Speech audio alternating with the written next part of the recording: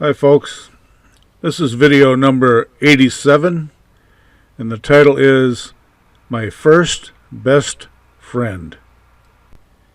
His name was Sarge. He was a black and white collie. You know, the kind that herds sheep, goats, cattle, and most anything else. I got him as a pup when I was 8 years old. Sarge and I grew up together. We did everything together. I had a basketball hoop mounted on the garage. When I'd be out there shooting baskets and practicing dribbling, Sarge would stand on his hind legs. I would then bounce the basketball to him. He would use his paws and his chin to bounce it back to me. I don't know how he figured it out, but when some cousins and friends got together, we usually had a ball game in the backyard. Sarge would run in and catch pop-ups. He also figured out that to get the runner out, he would grab a grounder and run up behind the runner and drop the ball between his legs so he could kick it and be out. I have no idea how he came up with that. He and I spent a little bit of every day in the woods. One day we were exploring over on Marcy's side of the hill. Their property butted ours. We weren't trespassing. My sister Deb and I, and the neighbors' kids, all had permission to roam our little valley wherever we wanted, as long as we caused no damage. Some days we would explore so far that I had to boost Mark up into a tree because he was the lightest, and to get a bearing on where we were. On our hill was a giant pine. It was at least 100 feet tall. You could see it from anywhere around. So Mark would climb a tree and look for our big pine, and then we knew what direction to head to work our way home. I did some mowing on the hill the other day and stopped to look at what is left of that magnificent pine. There isn't much left, just a big sliver of rotten wood about 8 feet tall and a few feet around with a large hole side to side about halfway up. Virgin timber from the settlement days is mostly gone now. Well, back to Marcy's. Sarge and I were approaching the stone wall and barbed wire fence that marked the property line when we spotted a doe and a fawn. We got down on our bellies and slowly crawled to the fence.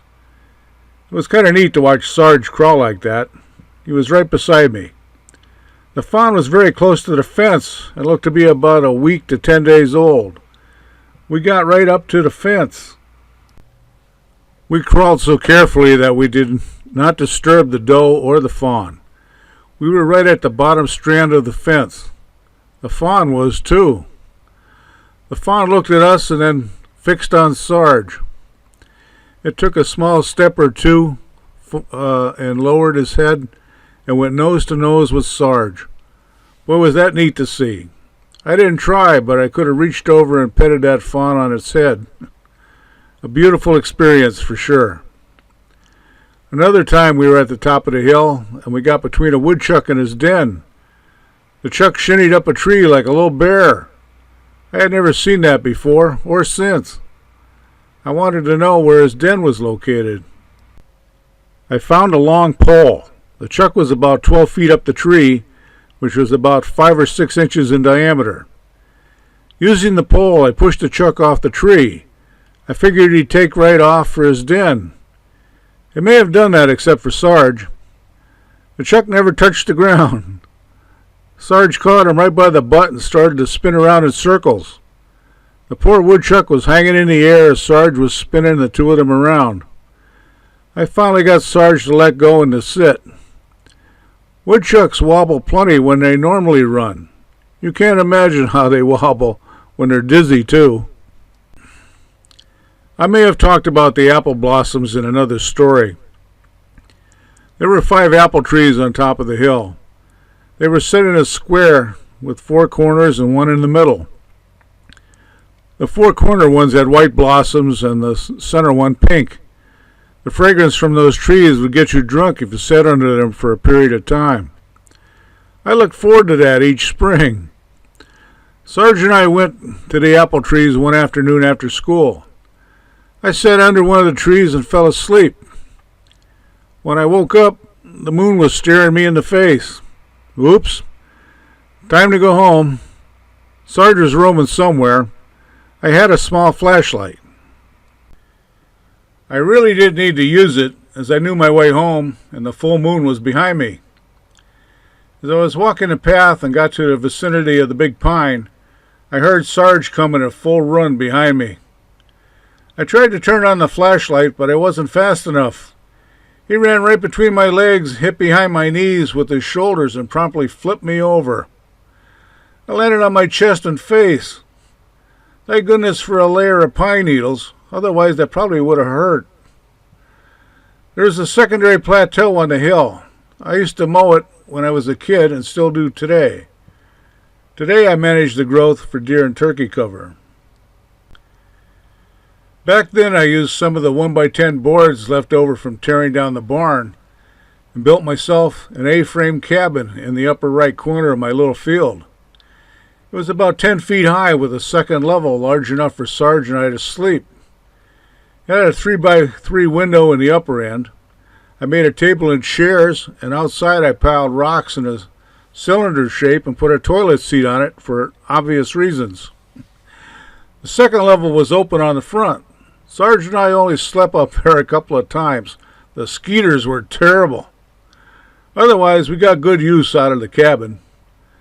Sarge was a very obedient dog, the best I ever had. I would guess Duke would have been a close second to Sarge. Now I have Jake. He was good until we got neighbors with dogs. All the training went out the window. He's the friendliest dog I've ever had, but the orneriest. He knows exactly what I want him to do, but if it's not to his advantage, forget it. He's mellowed a lot, as he'll be 11 this winter, but he still frustrates me sometimes.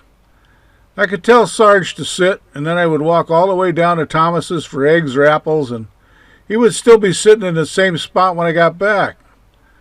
I used to tell people he made Lassie look dumb. One day a friend of Dad's gave us a beagle pup.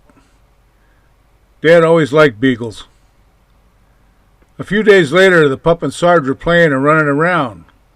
Sarge was trained to never go on the road, so I didn't think much about their running around. I looked up and saw them tearing across Mr. Thomas's field next to us. Sarge was chasing the pup. The beagle made a quick hard left up the ditch at the edge of the road. Sarge, being larger, could not make the turn as sharp and bounced into the road. I had no time to yell. A car passed the house about the time I saw what was happening. The car struck Sarge in the head. Sarge was fixated on the pup and didn't see the car, and the driver had no time to react. I ran the 100 yards to Sarge and tried to stir him, but I realized his neck was broken. He died instantly. I scooped him up and carried him home. I put him in my wagon and grabbed a shovel and took him up into the woods near the flat and buried him. I was 13. I had been to a few funerals, but they were all great aunts and uncles from Lancaster and Chester County and Philadelphia. I knew how I was related, but really didn't know them. Losing Sarge was really my first heartbreak brought on by death. Jake will be my last pet. If I outlive him, I'll probably be selling this place and moving to a retirement establishment. Most don't allow pets, and those that do have a weight limit of 20 pounds. I would probably move to Tunkhannock, so pets are out. That's probably good anyway. In case I want to travel somewhere, I won't have a critter to board or have someone care for while I'm away. But if I did decide on another dog, at this point I may go full circle and try for another black and white collie. In my opinion, they're the best. And that concludes my story about my first best friend. As always, I wish everyone all the best.